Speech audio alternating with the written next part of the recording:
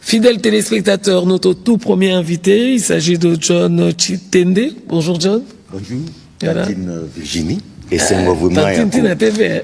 Oui, mais comment? Et voilà. Je suis dans ma maison, c'est normal, nous sommes en famille. Merci et sois le bienvenu sur ce plateau congolais Téléman. Bonjour John et bienvenue. Tonton Yves, Nasepeli. Merci beaucoup, chers téléspectateurs, très chers Congolais, chers frères. L'exercice auquel nous allons nous livrer tout à l'heure a un seul objectif. C'est lui de rappeler à chacun d'entre nous qu'il est de notre devoir, que dis-je, de notre obligation de nous approprier l'accord de paix qui avait été signé le 27 juin dernier. Pourquoi? Parce que cet accord est la meilleure voie de sortie que nous n'avons jamais eue.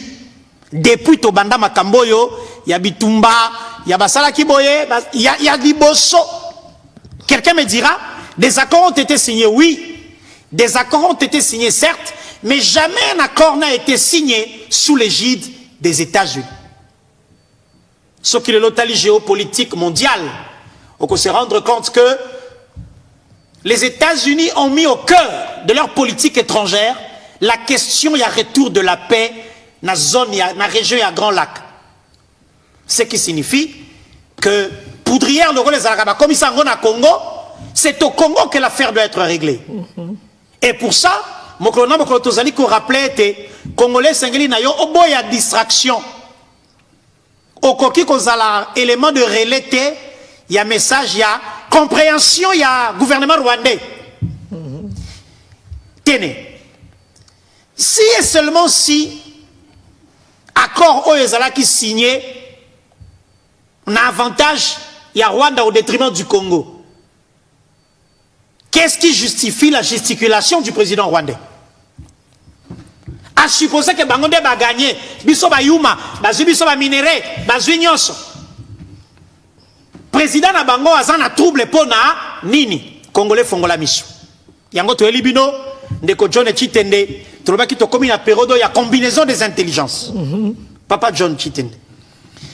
Ngai na yo to ebimboka yo, journaliste azali historien du présent, ozali entre tes mains na boussole pe pendule. Quelle est votre lecture en tant que journaliste averti qui gère et traite l'actualité au quotidien? Quelle est votre lecture na contenu et signature d'accord? Négoïf, Tantine Virginie, vous permettez, nous n'avons pas d'émission sans que nous sa quitté na agréable devoir obligation moro ya kitoko. Ya vous remercier nan bino. Na musalo makasi vraiment boza ko sala chaque jour parce qu'il faut vous comprendre. Bitumbo ezali multiforme. Ezana ba fond ebele. Ezaka ka fond militaire te o ba Soudan na biso baza ko bunda na mandoki ndenge toyebi. Bitumbo ezape ya papier na bik.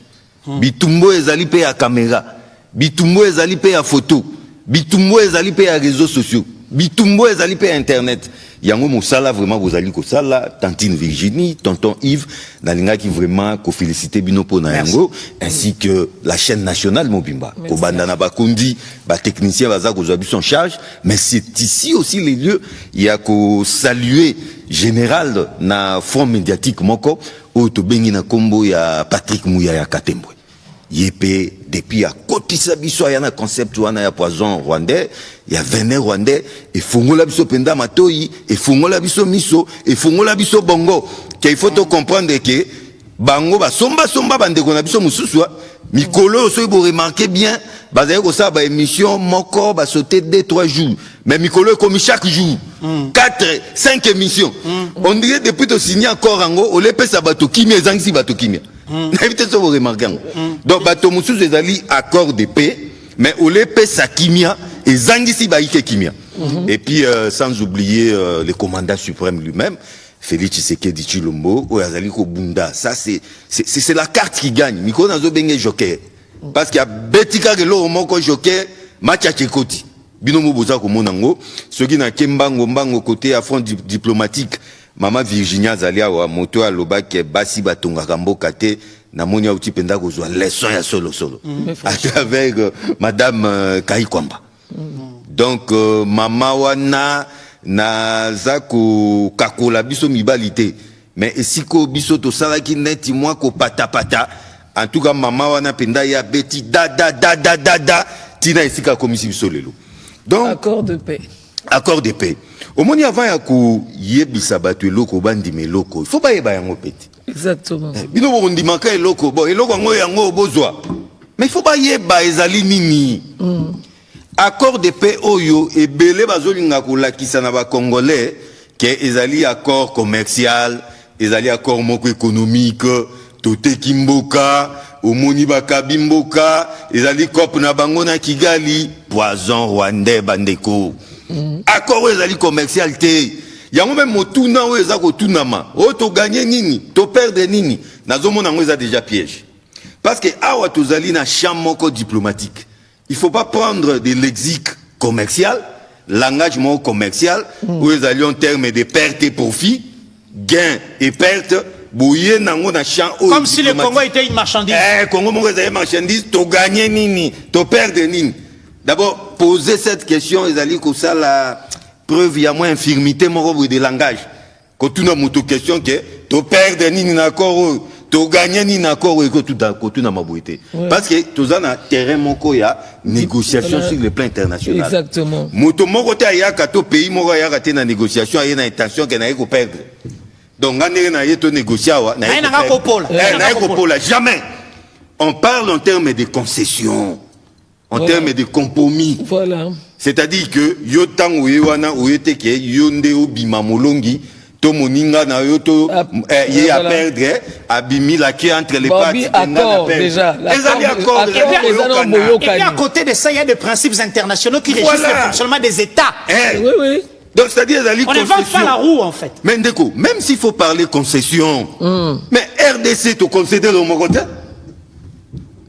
parce que l'intégrité territoriale est garantie. Voilà. Intégrité territoriale 100%.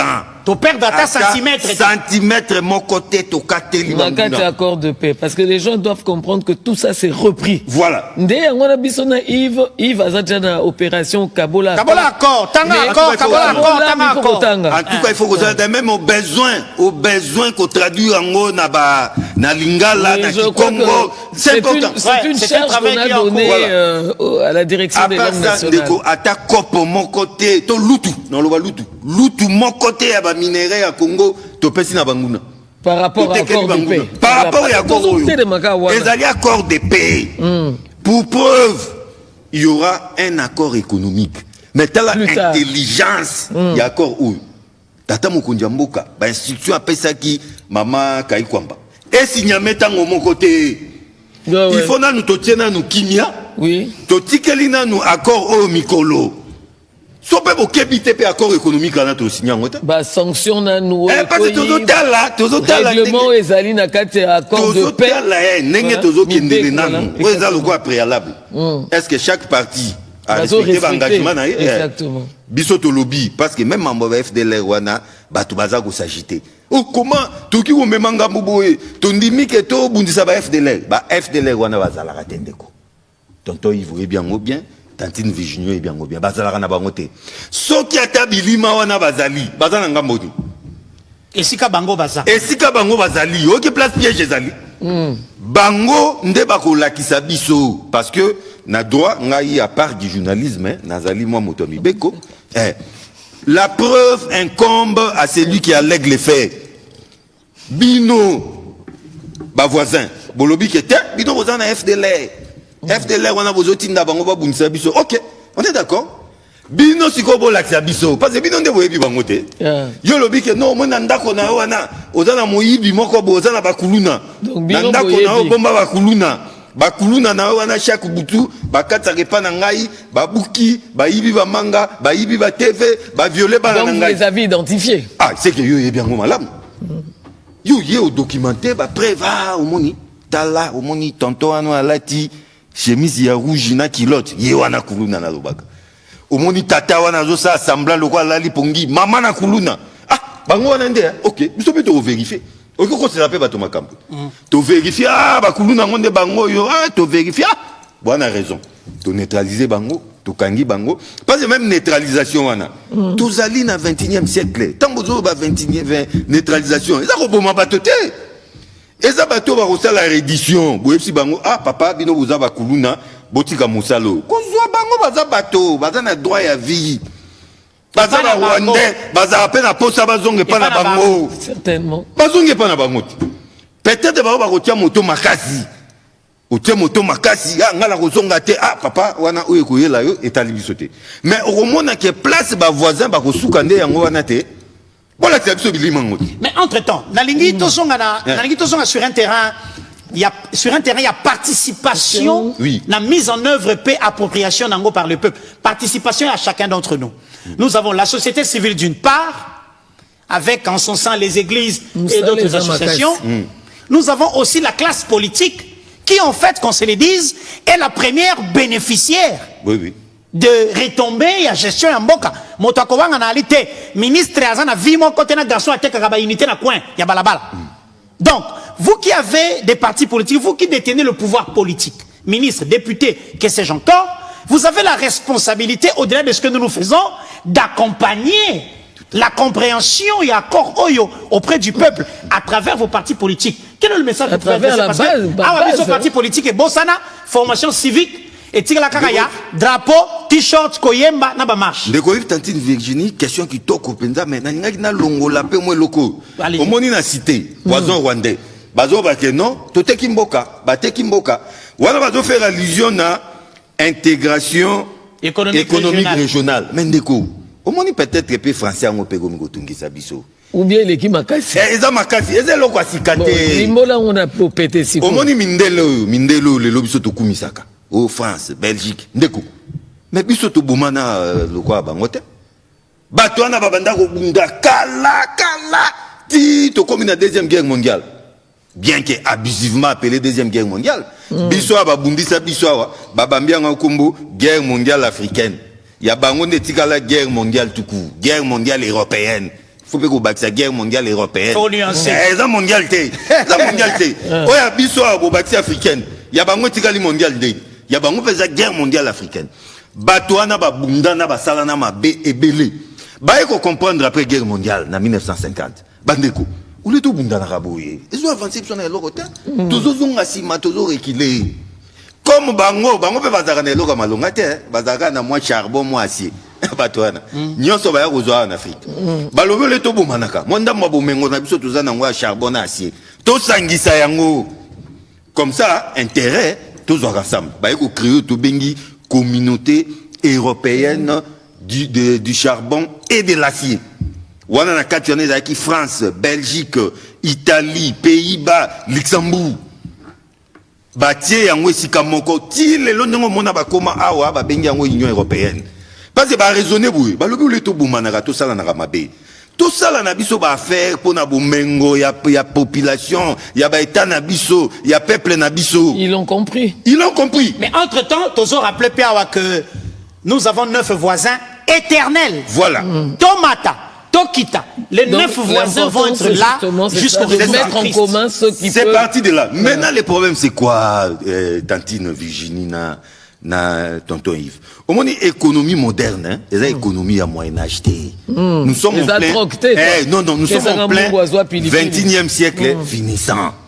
Tous on a une notion oyo, bengi, chaîne d'approvisionnement. Et nous, l'obanini, nous avons lelo na fabrikaka ba téléphone. Mais tant on a fabriqué ba téléphone nanga yuana, ba téléphone nanga ezali na nzela o eza koleka koti na pays boye binya we keyawa ti eke kosuka na Kuala Lumpur wana ndezali destination nango final.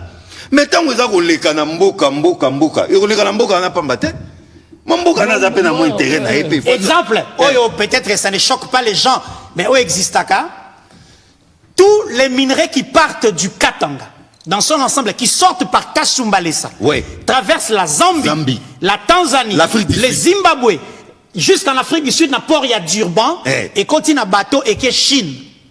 Et tant qu'on va traverser tous ces pays-là, baza ko futa ba taxe. Sikoyo, il y a ba voisin en Ngambo, ezali ko telemisa ba Congolais mato ipo na nini parce que chai chaudé. toyebike bandeko wana matoi mangbongi bayokaka na bango te soki balukelaka biso pe mingi yango monimo bakongolais baza kobanga-banga. Un autre exemple. J'ai déjà moi rencontré sur la route tronçon compris entre Dilolo et Kolwezi ba camion remorque euti Kinshasa ezokende Lubumbashi et koteli na Lufu et traverser Angola et bimi na Dilolo ezongi na Congo en payant des taxes. Notion moko peza pembeni wana eza susu chaîne de valeur.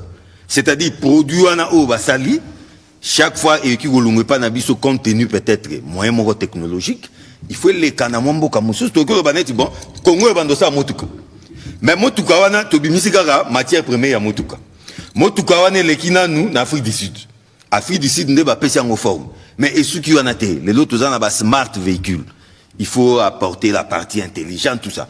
Ba partie intelligente et aussi les mana Japon. Ba mituka wana to eke na Japon, ba commission ngo véhicule moko intelligent, peut-être des véhicules sans chauffeur, mais compte tenu à technologie que nous aussi là na Japon. Mais la chaîne de valeur te. Et à chaque étape tous les États qui y participent tirent des profits et c'est ce qu'on appelle intégration économique. Voilà, mais si kowe ya biso na koro yo ka place génie ya mokonzi mboka na mama Kaikwamba. Tolobi de bout en bout. Tozana ba intérêt. C'est-à-dire nandenge mabele na biso ebimi na sia mabele. Ti tango rosuka la destination finale nandenga ya mambo les États-Unis. Ndenge bimaki chez biso. Nandenge kokwe ya kuna esika basalaka ba ordinateur, ba iPhone. Et c'est RDC a un intérêt. Et c'est même pour ça que les États-Unis, avant le départ de Joe Biden, ont relancé le corridor de Lobito avec autant de milliards parce que ce qu'on a les cartes y a Afrique, n'engé minéré n'a pas qu'en Asie par Durban en Afrique du Sud, désormais pour aller vers les États-Unis, on a par corridor il y a Lobito. Pas c'est en Virginie, tonton Yves. Jusque là ils allaient qui penda contrebande mon racier ouvert. Oui. Au détriment du Congo. Du Congo. Donc, on a joué moi groupe armé na moko boye. Asimsi bana mike à 13 ans, 14 ans mandoki. Ba télémion na carré minier. Ba yena ngona ba ekendala kaka. Accord de paix et ça garde-fou. Accord oyo maman. Ça ba garde-fou moko sur tous les plans. Pour na ko répondre dans mutuna na terme na inaiti bon. Pour na to approuver langage na bango ba congolais ba comprendre to gagner. Tantine Virginie to gagner kimia. Motomso akoloba oh bato gagner kimia ba epsio ke ba Rwanda ba ballon Tantine Virginie tonton Yves kimia et se construisaka kimia zali processus eza le roi lelo toza na bokono na na malaria na nzoto médecin prescrit ngai kinini soki na melimbo makinini moko mbala mwana abi na oki bien moi ba tira 7 jours à peu près Tantine Virginie za na bokono oyo ki ko zoyo 6 mois bokono msuku des avis. Mais oui, c'est-à-dire, oh, mais la tongo, oh, mais la pourquoi, oh, mais la bouille. Et Tommy côté ici déjà dans le processus, on a ya paix, et puis dans le processus, mon irréversible. C'est-à-dire, mon toit qu'on renverser, yango azali les sous-soutés. Toza umela kisi wana ya kimia, malembe la paix se construit, ti kimia ekozonga ti bakolongwa. Donc récupérer babunaga. Donc lelo congolais sengeno ba été moto azali ko luka tuna motuna kimia ngo ekozonga bakolonini. Wana poison. Alinga bebi sao moto azali ko tuna to perdre nini to gagner nini poison. D'abord yebsa yo tuni motuna mabe. Otuni motuna mabe. Wana ezelo ka liboso to gagner. Oyo leki motu ya penda kimia. Et loko mi balé to uti déjà olobangwa. Ezali visibilité, transparence, traçabilité. Exploitation bomengo na biso. Au moins si ko to komi ko yeba que autant de kilos et bimaki na Goma et bimaki na tel endroit. Talanzele le kaki. Na compte il y a chaîne de valeur, na chaîne d'approvisionnement et qu'on les connaît pas ma voisin wana. Na ko pesa exemple bon na mingi awa. Boyebi ke moto akoki kolongwa Goma. A komiti na Europe, a jupe avion te. Mais oui bien. Ndenge nini. Moto soki alongwe Goma, akatisi na Gisenyi na Rwanda.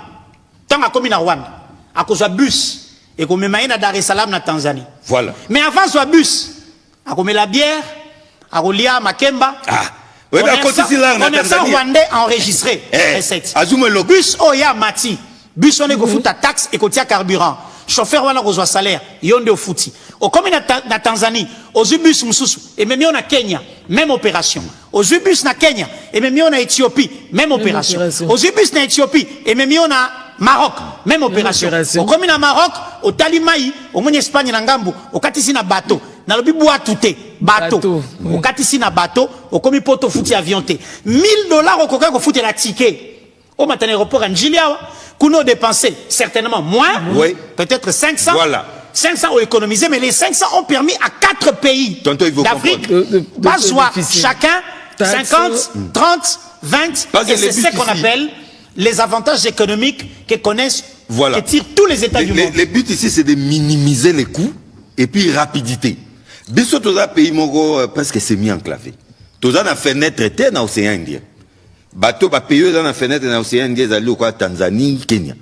C'est tout à fait normal n'engo par exemple là que minerais so ke bimi na katanga monde et que narati durement en Afrique yo ko lobate na yo ka bato mtuba lo mais pona nini ba yena ngote awa biso mo to tinga ngondeko rapidité na minimiser les coûts ko zo ngote ka lo kwa masse qui ce sont des tonnes et des tonnes.